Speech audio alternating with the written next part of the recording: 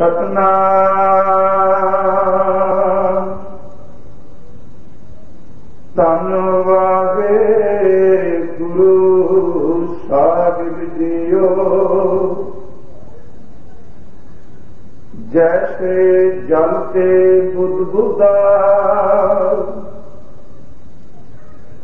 उपजै बिन सैमीत,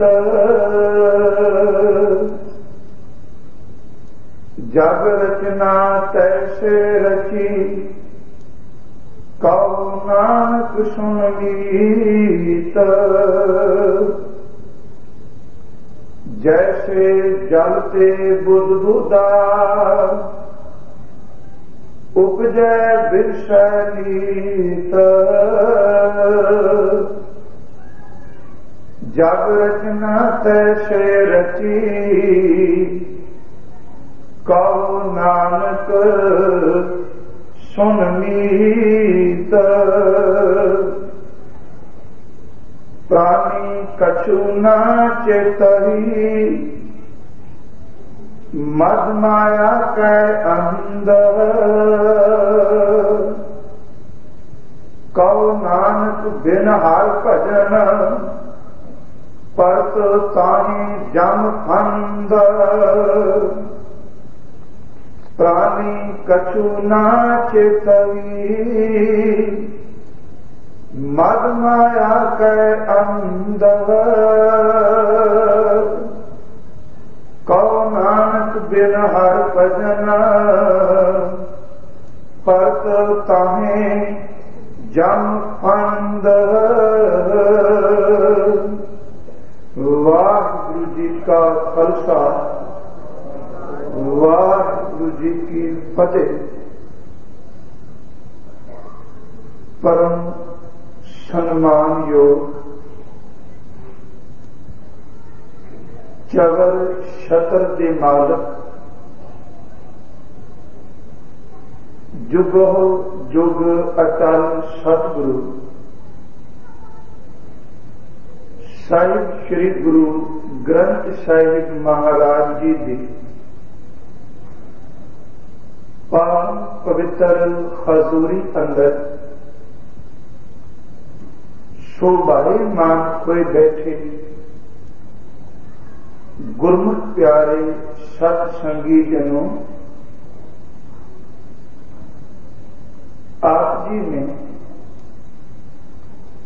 हजूर की पावन पवित्र इलाही गुरबाणी का कीर्तन सरवण किया।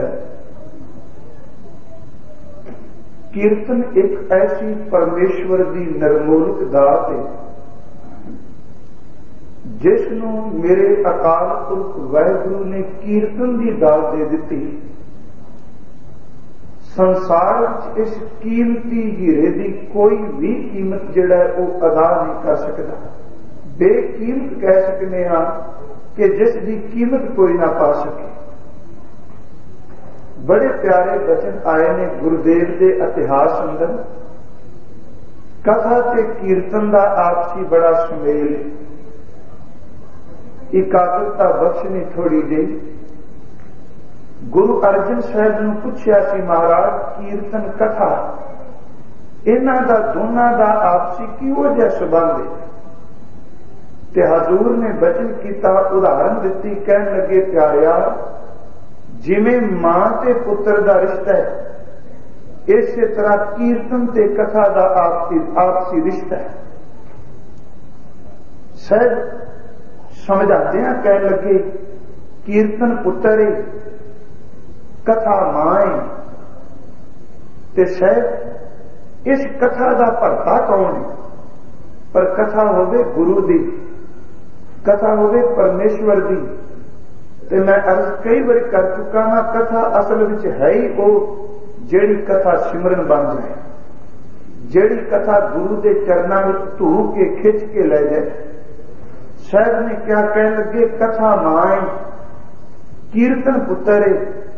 ते अगला सवाल सी फिर कीर्तन का बापू कौन है, दा पिता कौन है, ते कथा का भरता कौन है?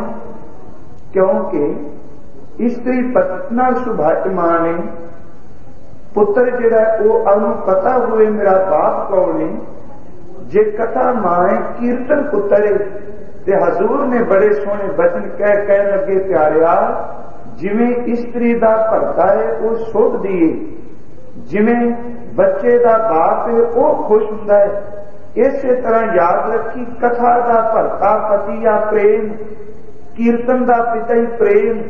जे प्रेम है ते कथा कीर्तन दोनों प्रवान ने, जे प्यारा प्रेम नहीं ते फिर केवल फोकी की गल है, फिर तो कोई गावे रागी नादी बेदी बहु भांत कर नहीं। हर हर भीजै राम राजे, जिना अंतर कपट विकार है तिना रोए क्या कीजे।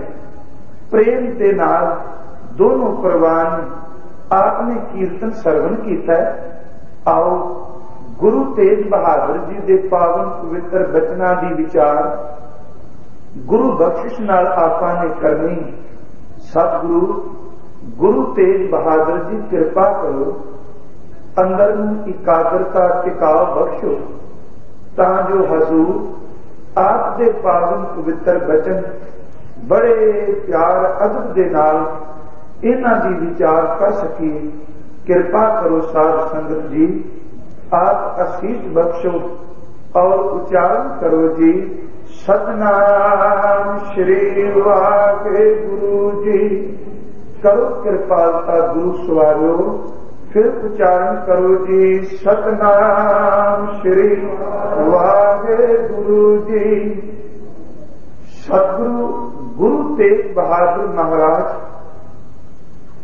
जिन्हां दे पवित्र श्लोक आपां विचारने पैया, उस तो पहला संखेप जी अज के दिन संबंधी अर्ज करते हैं। मंगर का महीना बतीत होया ते समय की वंड मुताबिक अज पोह का महीना आरंभ पिया हुंदा है। सतगुरु गुरु ग्रंथ साहिब महाराज जी ने 12 माह सानू बख्शिश कीते। एक तो 12 माह गुरु ग्रंथ साहिब के तुखारी राग जिसनू उच्चारण किया मेरे गुरु नानक साहिब जी ने, ते दूसरा 12 माह धन गुरु ग्रंथ साहिब जी के मांझ राग के अंदर जिसनू उच्चारण करने वाले ने मेरे सतगुरु गुरु अर्जन देव जी महाराज। याद रखना, हाड़ के महीने में अत की गर्मी है, पोह के महीने में अत की सर्दी है। जदों हाड़ के महीने में अत की गर्मी पैंदी है, हजूर कहते उदों भी बनस्पति कुमला जाती है, फलों का रस सुकना शुरू हो जाता है। उस गर्म लू के नाल चार चफेरे केवल मुरझाहट ही नजर आती है। ते जे अत की गर्मी बनस्पति नूं, पशुआं नूं, पंछियां नूं केवल मुरझाहट पे उन्हां दे सामने लियाउंदी है, वो अत की गर्मी में सुक जाते हैं, रुखे हो जाते हैं। ते याद रखी पोह का महीना भी यही काम कर दई, उदों अत की गर्मी रस सुका देंदी है। ते हुण जदों कक्कर पैंदा साल ये भी सब कुछ दिंदा है, क्योंकि अत की सर्दी भी रस सुका देंदी। सतगुरु ने बाणी विच कहा, कहन लगे जिवें हाड़ का महीना अत की लू चले वो बनस्पति के रस नूं सुखांदा है, पोह का महीना अत का कक्कर वो भी बनस्पति के रस नूं सुका दिंदा है। पर याद रखी, हाड़ की गर्मी केवल उन्हां नूं पहुंचदी है जिन्हां नूं प्यारे परमेश्वर पति का प्यार नसीब नहीं होया। ते पोह दे विच कक्कर उन्हां नूं कुछ नहीं कहंदा, जिहड़े पोह दे महीने भी अपने सतनाम वाहिगुरू के चरनां विच जुड़े हुए। हजूर का बचन असीं पढ़ने साहिब कहंदे आषाढ़ तपंदा तिस लगे। मैं इस करके अर्ज की अत की सर्दी का महीना, हाड़ का अत की गर्मी दे। हजूर कहने आषाढ़ तपंदा तिस लगे, हर नहा ना जिन्ना पास, जिन्ना कोल पति परमेश्वर का नाम नहीं, उन्होंने हाड़ का महीना दुखदाई है। ते सतगुरु फिर पोह विच तां सर्दी बड़ी है। ते हजूर अज कह लगे, सजनों भावें अत का कोरा पैना इस महीने विच, पर पोख तुखार ना व्यापी। तुखार का अर्थ इत्थे कक्कर है। साहब कह रहे ने पोख तुखार ना व्यापी, कंठ मिलिया हर ना। कि जिन्हां दे गले परमेश्वर दे चरनां नाल जां जिन्हां नूं मालक ने अपनी गलवकड़ी विच लै लिया उन्हां नूं कदी पोह दा कक्कर भी कुछ नहीं कहंदा, क्योंकि मन वेद्या चरनार बिंद दर्शन लगड़ा साह। कहंदे उन्हां दा मन मेरे वाहिगुरू दे चरण कमलां विच मिन्निया गया है ते उन्हां अंदर इक्को तरफ है कि हे मेरे मालक तू किरपा करके अपनी चरण शरण दी सानू प्रीत बख्श दे। इत्थे कक्कर दा मतलब है माया दा झक्खड़।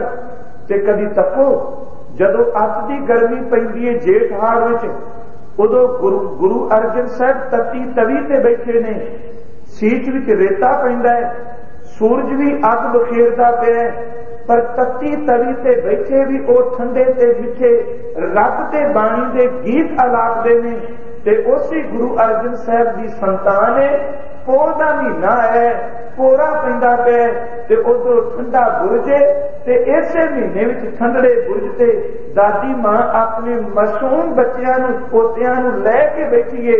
उधर गुरु अर्जन साहब नूं गर्मी कुछ नहीं डुला सकती ते इधर अग दा कोरा पोह दे महीने की ठंड गुरु अर्जन साहब की संतान विचों छोटे साहिबजादियां नूं ते माता गुजरी नूं कदी नहीं डुला सकती। जिन्हां दा हिरदा मालक दे चरनां विच जुड़ गए, गुरु बख्शिश करे सानू इन्नी तू समझ पै जाए।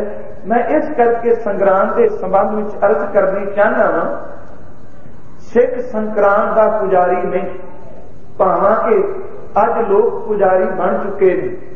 वो किवें आपां देखने गुरु घर आउंदे आ, संक्रांत वाले दिन केवल असी महीना सुनांगे कि भाई साहब तो महीना सुन लीए, किसी सेवादार तो महीना सुनिए, बस नमस्कार की ते वापस चले गए। गुरु ग्रंथ साहब इहो जिहा कर्मकांड नहीं सिखाते। संक्रांत असली शब्द ये संक्रांत 12 राशियां ने, 12 महीने ने। सूरज एक राशि विचों निकल के जदों दूसरी राशि विच प्रवेश करता है उस दिन संक्रांत हुंदी। सतगुरु ने 12 महीने में दिते ते 12 महीनों के अंदर हजूर ने, मैं इत्थे पहला भी अर्ज कर चुका, कि हर महीने भी दसिया सिखा तू कमाई की करनी है, तू चेत विच की करना है, बैसाख विच की करना है, जेठ विच की करना है। जे तू एक एक महीने विच गुरु का एक एक बचन भी कमा लेना ते प्यारिया फग्गण का महीना आउंदियां तक तेरा मन जिहड़ा आनंद नाल भरपूर हो जाए। सतगुरु किरपा करे सानू इन्नी कुछ समझ पै जाए मैनू भी नाल कि आपां गुरु ग्रंथ साहब की बाणी के सिद्धांत नूं समझ सकीए। केवल सूरज की पूजा वल ना पईए, ओदी पूजा करिए जिहड़ा सूरज नूं भी रोशनी देण वाला, ओदे चरनां नाल जुड़िए जिन्हें सानू ये समा दिता है। साध संगत, गुरु तेग बहादुर जी के 2 श्लोक आप जी ने सरवण कीते। पहला वचन साहब ने किया, जैसे जलते बुदबुदा। बुदबुदा का अर्थ पानी का बुलबुला, जल का अर्थ पानी। जैसे जलते बुदबुदा, जिवें पानी दे विच छोटे छोटे बुलबुले पैदा होंदे ने। साहब कहंदे उपजै, पानी विचों बुलबुला उपजै दा अर्थ पैदा हुंदा है, बिणस है ते उसे पानी दे विच पलट के वो खत्म हो जाता है, वो बिणस जाता है। ते साहब कहंदे नीत नीत दर ते रोज तू अखां नाल तकना पे। जैसे जलते बुदबुदा, उपजै बिणसै नीत। साहब गुरु तेग बहादुर जी कहंदे जग रचना तैसे रची, कहो नानक सुन मीत। कहंदे हो मेरे मित्र, एक गल ये ध्यान नाल अपने पल्ले बन लै। जिवें पानी विच बुलबुले पैदा हुंदे ने ते वेखदियां वेखदियां वो बिणस जांदे ने, मेरे अकाल पुरख वाहिगुरू ने संसार की रचना भी एक पानी के बुलबुले की तरह की। इस तो ज्यादा यदि हस्ती नहीं। धन गुरु ग्रंथ साहिब ज्यादातर गुरु तेग बहादुर जी ने यह प्रमाण दिते। पानी आप तकने, सतगुरु ने बड़ी रमज भरपूर बचन कहे, जदों बुलबुले का जन्म नहीं ना होया, दरिया नूं तको, जां पानी की आड़ भर के जाती होवे, जां बरसात पैंदी होवे, जदों बुलबुले का जन्म नहीं होया उदों भी पानी सी। ते जदों ये बुलबुला बन गए, कुछ समय के लिए साडियां अखां नूं नजर आया ते बुलबुला बन के भी पानी है। ते ध्यान रखना, जदों बुलबुले ने बिणस जाना परत के फिर भी पानी का पानी रहना। ये पहला भी पानी सी, बुलबुला बनेगा तां भी पानी है, ते जे उस बुलबुले ने बिरस जाना है ते गुरु तेग बहादुर जी कहते तां भी पानी है। ते हे प्यारे, तू एक गल ध्यान नाल समझ कि बुलबुला बनिया क्यों है। शायद कहते हवा का दोष, हवा के भरन करके पानी विच बुलबुला पैदा हो गया। जिन्नी देर तक उस पानी दे विच हवा टिकी है उन्नी देर तक वो बुलबुला वक प्रतीत हुंदा है, पर जदों उस बुलबुले दे विचों हवा निकल जाए परत के वो पानी विच लीन हो जाता है। समझ ही नहीं पैंदी कि किहड़ी थां ते बुलबुला बनिया सी ते किहड़े पानी विचों बनिया सी। गुरु तेग बहादुर जी कहंदे ने, तू अपनी वखरी हस्ती मत कायम कर, तू तां एक पानी दे बुलबुले की तरह, जिवें पानी विच हवा भरी जाए ते बुलबुला बनदा है, निकल जाए तो पानी का पानी रह जाता है। ऐ मनुख, तू एक बुलबुला है, वाहिगुरू ने तेरे अंदर श्वासां की हवा भर दी, मता तू मान करके अपनी वखरी हस्ती कायम कर ले। जदों तेनू तन ये बुलबुला नहीं सी मिलिया, उदों भी तू जीव आत्मा सैं, परमात्मा की अंश सैं, ते कल नूं जदों आ हवा निकल गई ना, अंदरों श्वास खत्म हो गए, प्यारिया परत के फिर भी तू रब दी अंश है। ਇਹਦਾ मतलब शरीर तो पहला भी वाहिगुरू है, हुण भी तेरे अंदर ओदी जोत है, ते जिदन इस बुलबुले ने बिरसना उस दिन तो बाद याद रखी फिर केवल पानी का पानी रहे। गुरु ग्रंथ साहिब ने ऐसे वचन किया है। भगत नामदेव जी का एक वचन आउंदा है, उन्होंने 4 की गिनती की, पानी ते पानी विचों उठियां हुई तरंगां लहरां, ते तीसरी गिनती की उन्होंने बुलबुले की, आ झग की, ते चौथी गिनती उन्होंने की है समुंदर की। कहते ने याद रख, समुंदर एक है, जदों ओदियां लहरां टकरांदियां ने ओदे विचों झग बन जाती है। ओदे लई साहिब ने शब्द फेन वरते है गुरु ग्रंथ साहिब ने। ओही पानी है, ते जदों वो किते जवार भाटा हुंदा ते लहरां उपर नूं उठदियां ने, ओही पानी लहरां दा रूप है, ओही पानी झग दा रूप है, ओही पानी बुलबुले दा रूप है। ये 3 अवस्थावां विच पानी है, ते जदों शांत हो जांदा परत के फिर भी पानी दा पानी रहिंदा। शायद गुरु तेग बहादुर कह रहे हैं, जैसे जलते बुदबुदा उपजै बिरसै मीत।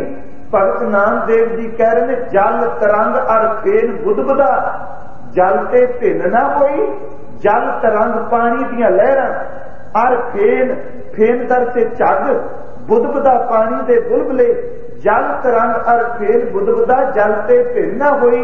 ए परपंच पार ब्रह्म की लीला विचरत आन ना कोई, इहदे विच दूजा कोई नहीं, ये मेरे करते पुरख वाहिगुरू दी आप लीला बनाई हुई। इस मनुख की हस्ती की है, हुण पानी का बुलबुला है।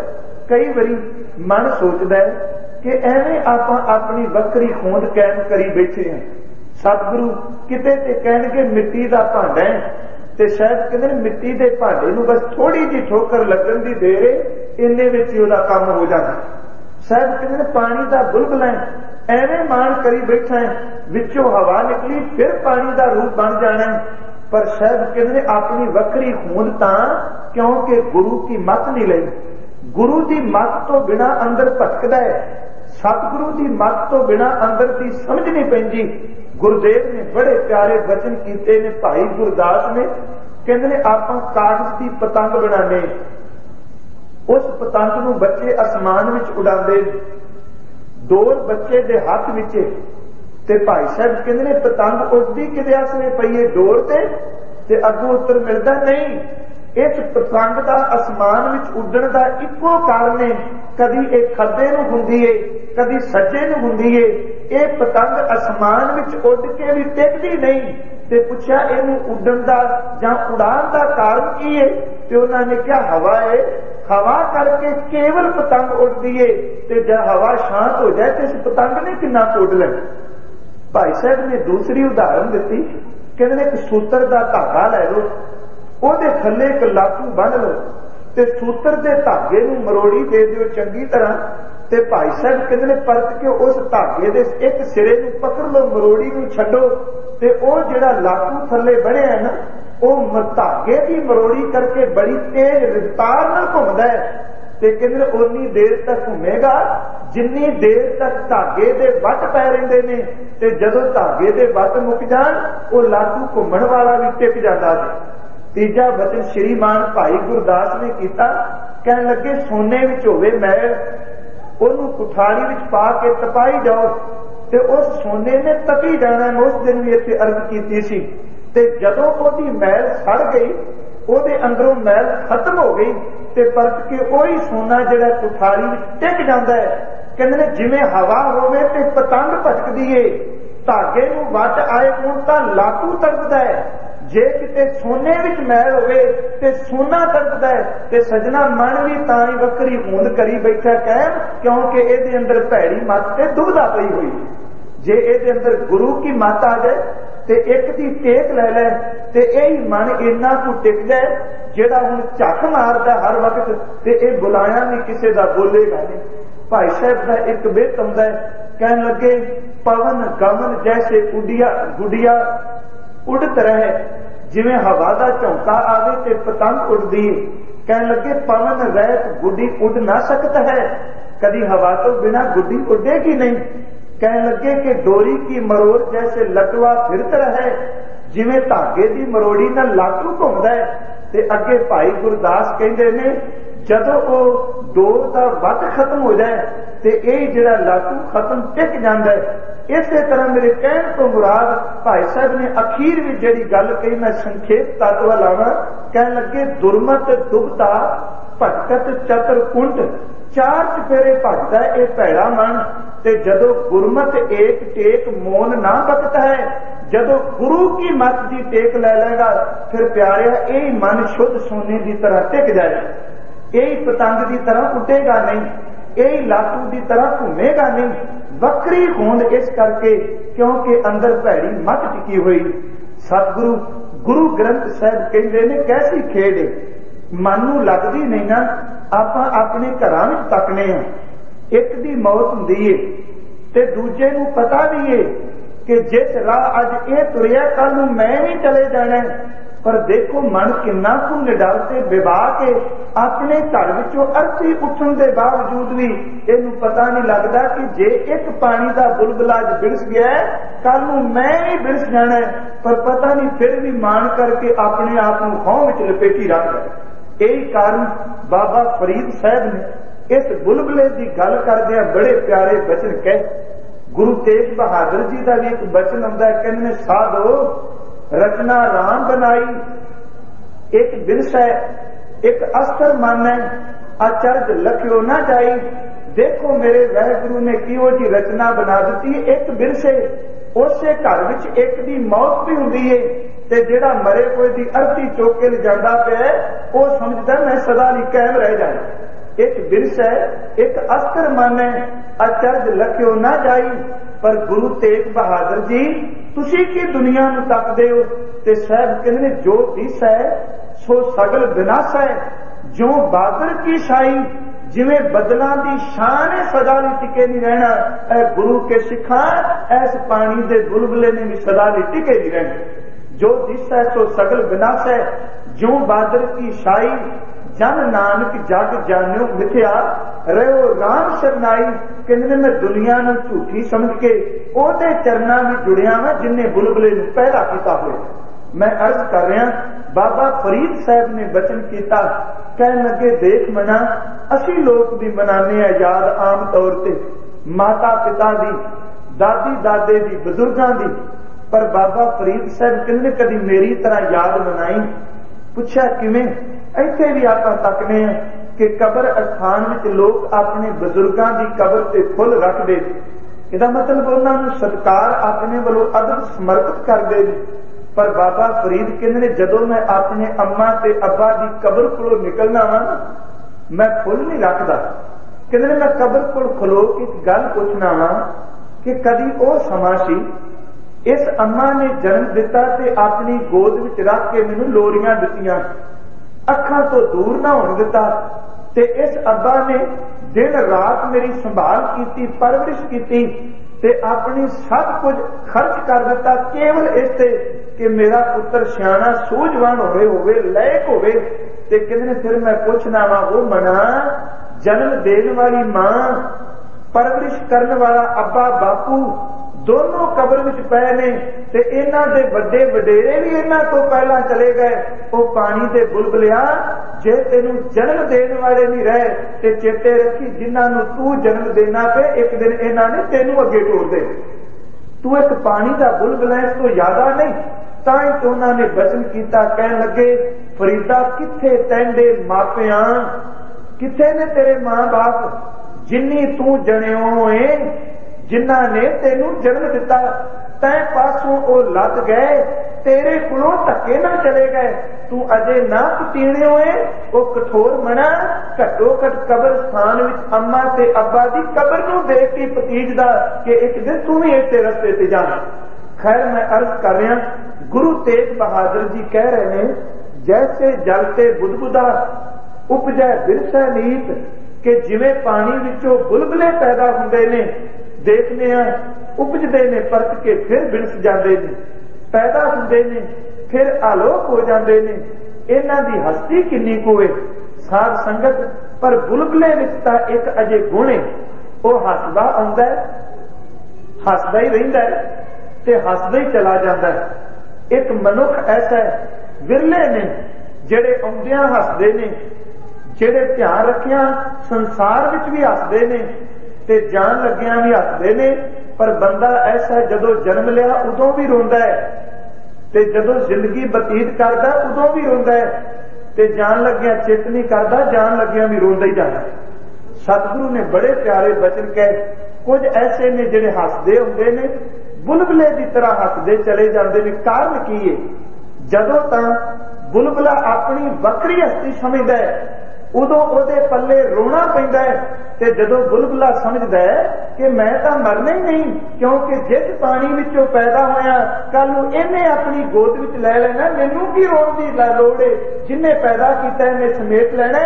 रोना उन्हां दे पल्ले में जिहड़े समुंदर तो अपने आप वक्त समझदे, शायद कहंदे ओह कदी नहीं रोंदे जिन्हां ने अपने आप को निरंकार सागर दी अंश समझिया है।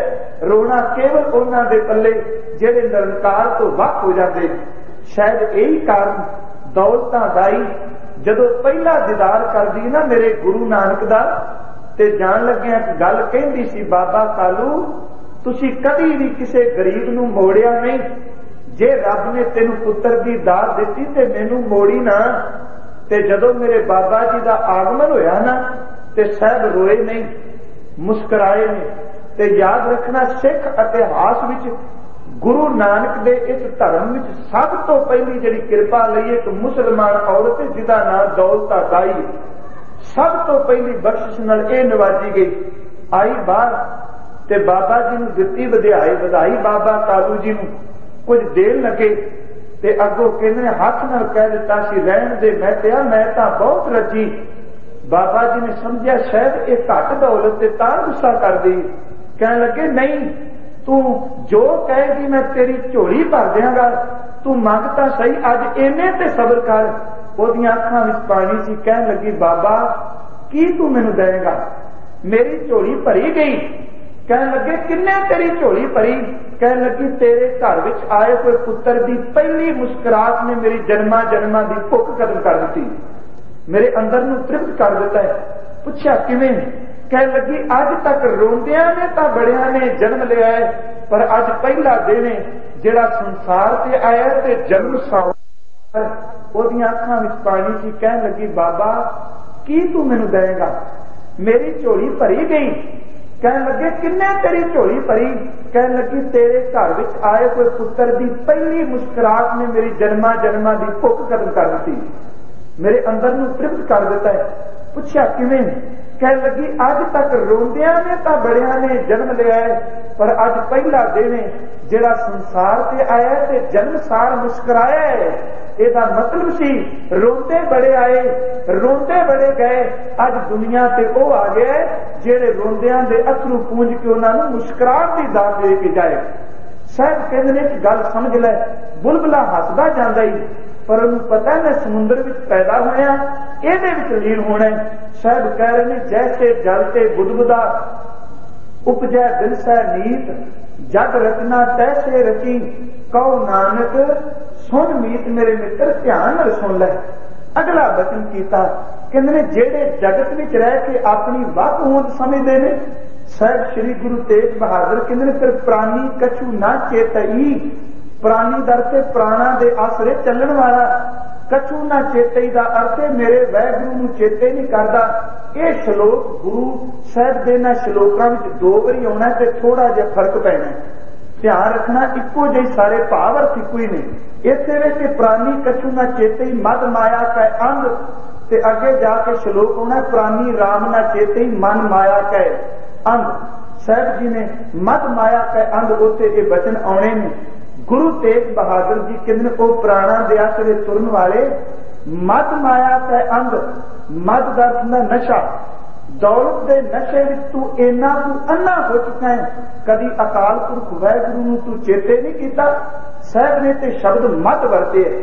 वैसे मद का आखिरी अर्थ हुंदा शराब, मद का आखिरी अर्थ हुंदा नशा। शायद कहते हैं माया विच इन्ना तू नशई हो गया है, जिस अकाल पुरख वाहगुरू ने तेनू पैदा किया तू ओनू कदी याद ही नहीं किया। हजूर की बाणी विच एक वचन हुंदा है ते धर्म की दुनिया विच ये ख्याल प्रचलित है।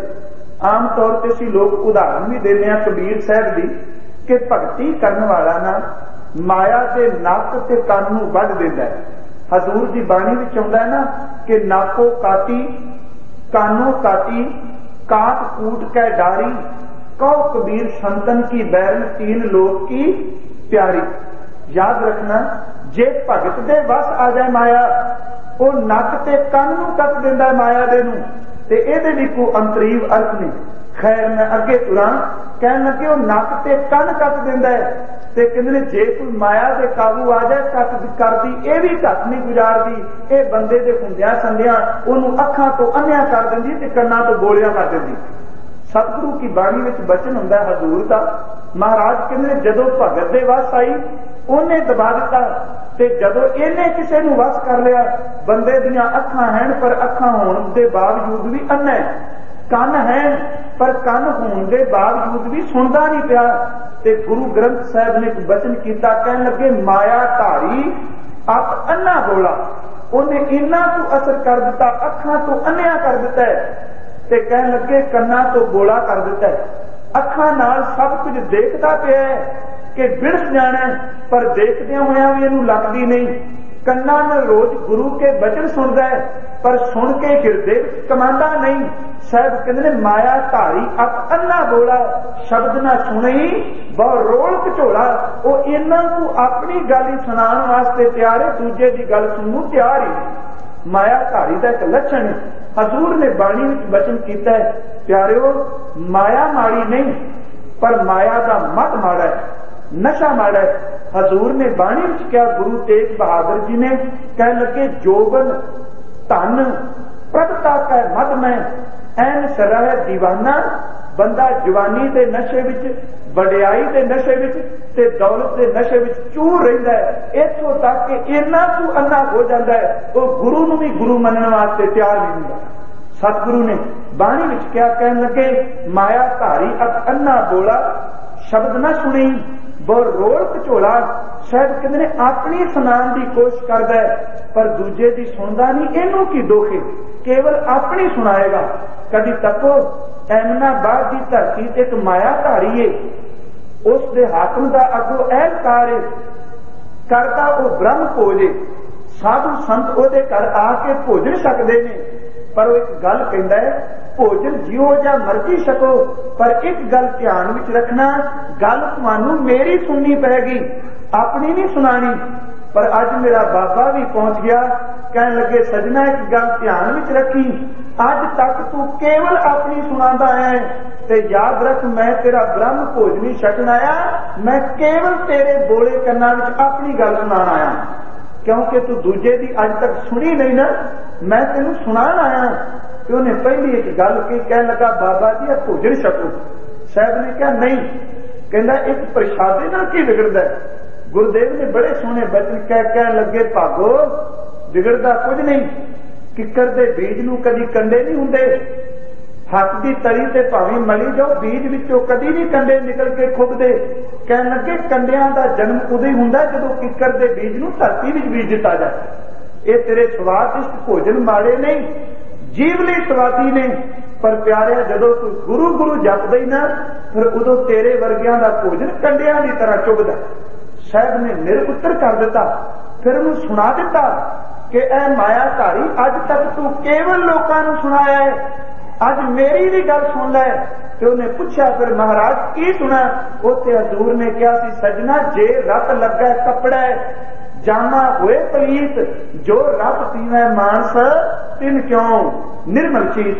पर साहब कहने सुनता नहीं। एक विद्वान ने ना बड़ा प्यारा वचन किया, भावें उन्हें गाथा व्यंग में दी है व्यंग वाली, पर गल स्पष्ट ये करता पे कि जेड़ा माया के नशे में अन्ना हो चुका है, ध्यान रखना वो दूजे की नहीं जे सुनता, केवल अपनी सुनांदा। साडे समाज विच तकीए जां किते राज पदवी वाल तको, खैर मैं उधर ना तुरा, बाणी वाल आवां कि हर एक मायाधारी का मतलब ही ये जिहदे अंदर पकड़ है। शायद कहने अपनी सुनांदा है, दूजे की सुनता नहीं। एक विद्वान होया रूमी, उन्हें बड़ी सोहनी एक गाथा दी, गल उन्हें व्यंग नहीं कही पर कमाल कर दी समझाने वाली। कहता एक बार कोई मनुख बोला सी ते ओना अपना मित्र ओदा बीमार सी ते ओदा पता पूछण गया। हुण है बोला, उन्हें पहला 3 सवाल तैयार कर ले भी जदों मैं ओदी मंजी कोल जांगा ना ते 3 सवाल मैं करने ने। ते पहला सवाल मैं ओदे तो पूछांगा, मित्रा की हाल है? कहना मैनू सुनाई ते देना नहीं, चलो जो मर्जी कहेगा, चंगा कहेगा, मैं एको गल कह देंगा, रब दा शुक्र है। 3 सवाल तैयार किए उस गोले ने कि पहली गल मैं पूछांगा तेरा हाल की है, वो दसेगा, मैं चंगा ना कहूंगा भी रब दा शुक्र है। कहना दूजा सवाल मैं नाल ही करांगा, प्यारिया केड़ा वैद हकीम है जिहदे तो दवाई लेना है? कहना वो दसेगा, मैं कह देंगा बस कमाल ही होगी, ये वर्गा कोई है ही नहीं। ते तीजा सवाल करांगा, दवाई केड़ी खाना पे? जदों दवाई का ना लेगा मैं कहूंगा बस ये वर्गी दवाई तो दुनिया से मिलती ही नहीं। वो कहते ने गया है सी बोला, केवल सुनाना जानता सी, सुनना आउंदा ही नहीं सी। रूमी लिखता जांदिया सर पुछदा मरीज नूं की हाल ही? वो बड़ा थकिया पिया सी बेचारा, दुखी हो गया सी रोग तो। कहने लगा की हाल ही? उन्हें एको गल की मर गए। ये तो समझिया ना, उन्हें मैनूं क्या कहता रब दा शुक्र, क्योंकि बोला है ना सुन नहीं सकता। पहला सवाल करता हाल क्यों? कहना मर गया, कहता रब दा शुक्र है। दूजा सवाल करता वैद कौन ही? वो क्या पिया सी, पहले दुखी सी, कहने लगा जमदूत। कहता यहो जिहा वैद रब हर एक नूं बख्शे, क्योंकि वो केवल सुनानी जानता है। तीजा उन्हें सवाल किया दवाई केड़ी खाना है? ते रूमी लिखता वो क्या पिया सी, कहता दवाई कादी खानी है, जहर पी लगा। कहता सजना ये दवाई खाने वाले छेती तंदुरुस्त हो जाते। उन्हें कहा भी बोला केवल सुना रहा, सुनता नहीं। ते मेरा गुरु ग्रंथ साहिब कहता जिहड़ा मायाधारी बोला है वह भी गुरु की गल नहीं सुनता, गुरु को अपनी सुनानी चाहता। यही कारण असीं कहने अमृत की किलोड़े का मतलब गुरु की नहीं सुननी चाहते, अपनी सुनानी चाहते हैं। असीं पुछांगे नितनेम का की लाभ है, थले बैठ के लंगर छकण का की महात्म है, की लोड़ पैगी इस तरह? यदा मतलब वो मना तू केवल अपनी सुनाण, उन्हें गुरु की गल सुनते ही नहीं। हजूर नूं फिर पूछा कबीर साहब नूं कि जेड़ा बंदा अन्ना हो चुका है माया के नशे विच, ਉਹਦੇ ਉੱਤੇ कोई असर है बाणी का? ते कबीर साहब ने बड़े कमाल की गल कही। हुण कई बार असीं सवाल करने हैं ना जी, बाणी इन्ने लोग पढ़ते हैं, अखंड पाठ चलते हैं, असर क्यों नहीं? ते भगत साहब ने इको श्लोक विच उत्तर दे दिता, कहंदे बांस की पोरी की बंसरी बनती है ते बंदा अपने लबा नाल ला के बुल्ला नाल ला के फूक मारदा है, ते कहंदे भावें 100 साल तक उस बांस विच फूका मारते रहो ते फूक मार के देखो बांस विच कदी भी फूक नहीं टिकदी। एक पासों फूक मारी दूजे पासे निकल गई, जिवें बांस की पोरी विच कदी हवा नहीं टिकदी। ते सजना जेड़ा बंदा माया के नशे विच अन्ना हो चुका है ना, ਉਹਦੇ अंदर छेती कीतिया गुरु की गल भी नहीं उठेगी। साहब ने बाणी विच वचन किया, कह लगे कबीर साचा सतगुर क्या करे, की करेगा सच्चा गुरु? उत्थे जो सिखा मैं चूक ते जे कमान वाली अगों गुरु नूं सुनाण आ जाण ते शायद कहंदे ने अंधे एक ना ला गई, जो बांस बजाई है फूक, जो हुण बांस विच फूक मारी जाए ਉਹਦਾ कोई असर है? शायद गुरु तेग बहादुर जी कह रहे हैं, प्राणी कछु ना चेतई मत माया कै अंध, खे प्राणी तू माया के नशे विच गुलतान है, कदी उस अकाल पुरख वाहिगुरू नूं तू चेते कीता? कोई करोड़ां विचों एक अद्धा जमदा है जिहड़ा इस दौलत नूं लै के उस अकाल पुरख वाहिगुरू दी कृपा मिले दे नशे विच खटक नहीं हुंदा। तुलसी ने एक गल कही, वो कहंदा वाहिगुरू ऐसो को जन्मियो जग माही, कोई जमदा दुनिया में प्रभता पाए जात मद नहीं, जिहड़ा प्रभता लैके कदी हंकारी नहीं हुंदा। मेरे गुरु ग्रंथ साहिब यही कारण जदों हत्थां दी सेवा बख्शदे ने ना, इहदा मतलब ही ये वे कि सजना तेरी माया तेरा घर तां सफल होवेगा जे तू सतगुरु दे चरनां विच अपने तन मन धन नूं समर्पित कर देवें। पर साहिब कहंदे ने जिहड़ा माया के नशे विच अन्ना है, पर देख माया भी उहदे वास्ते दुखदाई बन गई। भाई साहब भाई वीर सिंह होरां दी एक रुबाई बड़ी सोहनी, सवाल उठदा है कि अकाल पुरख दी दित्ती हुई दात ते माया कदों दुखदाई बनदी है। भाई साहब ने बड़े सोहने बचन कहे, कहंदे ने कदी अंगूरां दीयां बेलां तकीयां नहीं? देख उन्हां अंगूरां दीयां बेलां नूं रब ने मिੱਠੇ अंगूर लाए ने, तेरे तन वास्ते तेनू खुराक देंदे ने, तेरे जिस्म लई लाभकारी ने। वाहिगुरू ने दाखां बनाईयां ने, तेरे तन नूं तंदुरुस्ती दिंदियां ने। कहंदे ने रब ने तां उन्हां विच रस भरिया कि बंदिया तू खा के तेरे तन विच कोई ताकत आवे, तू गुरु गुरु जप सके। ते जे हुण उस वेला नाल अंगूर तोड़े ते परत के मत विच पा के उन्हां नूं तरका दे, पहला कच्ची शराब बनाए ते परत के उन्हां अंगूरां दे रस दी शराब कढ के पी के तेरी मत मारी जाए, इहदे विच रब दा की दोष है? उहने तां अंगूर दित्ते सन, पर वरतों करन दी तां इजाजत तैनूं होनी चाहीदी सी ना। भाई साहब ने बड़े प्यारे वचन कहन लगे, दाखां ते अंगूरी शीशे कुदरत आप बनाए। वाहिगुरू ने अंगूरों ते दाखां आप बनाईयां ने, दाखां ते अंगूरी शीशे कुदरत आप बनाए। कह लगे मिठे रस में भर के वेला गल लटकाए, तू तोड़ मत विच पाए रख रख के तरकाए।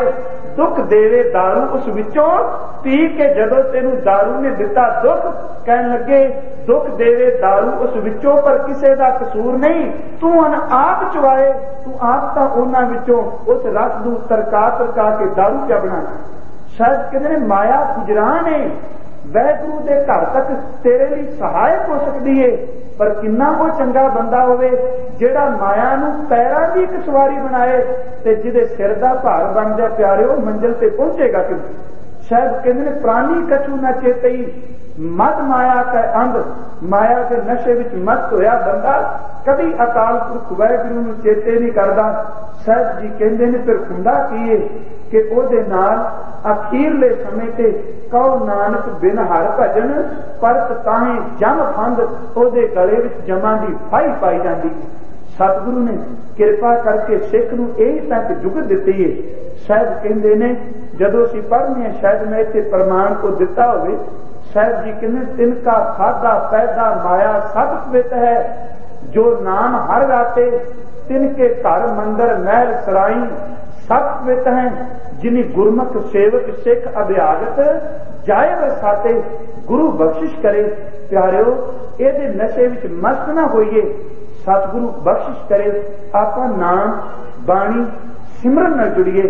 जितना गुरु के शब्द नाल जुड़ांगे ना, अपने अंदरों गुरु कृपा करदा है, उन्नी दाता दी बख्शिश करके अपनी चरण चरण बख्शदे ने। ते जिदन एदा मद आ गया प्यारिया, उस दिन गुरु दे नाल तेरी बननी नहीं, क्योंकि गुरु नाल तां बनदा ही होवे जिहड़ा निमाणा ते निताणा बन जांदा है।